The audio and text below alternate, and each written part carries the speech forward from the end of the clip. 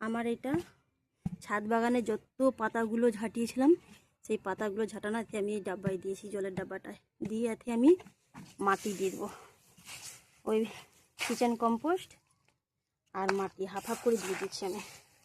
দিয়ে এতে আমি গাছ সবেদা গাছটা লাগাবো আমার। আর সবেদা গাছটা আমি কিনেছিলাম, মিশো থেকেই কিনেছিলাম। আমি সবেদা গাছটা বসিয়ে দিয়ে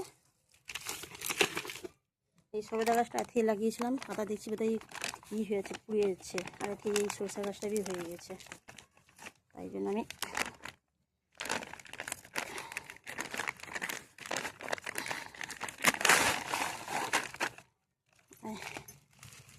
এতে পাতা দিয়ে বসেছিলাম। আমি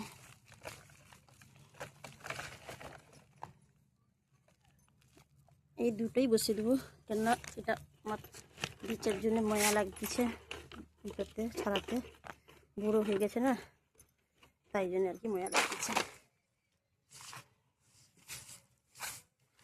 দিয়ে দিলাম আমি।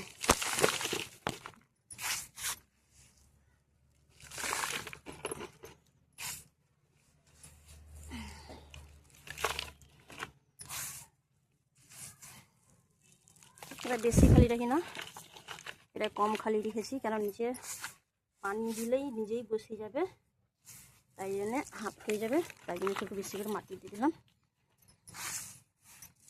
ব্যাস হয়ে গেছে। এবার আমি সবে পানি দেবো, দিয়ে ধানে রেখে দেবো।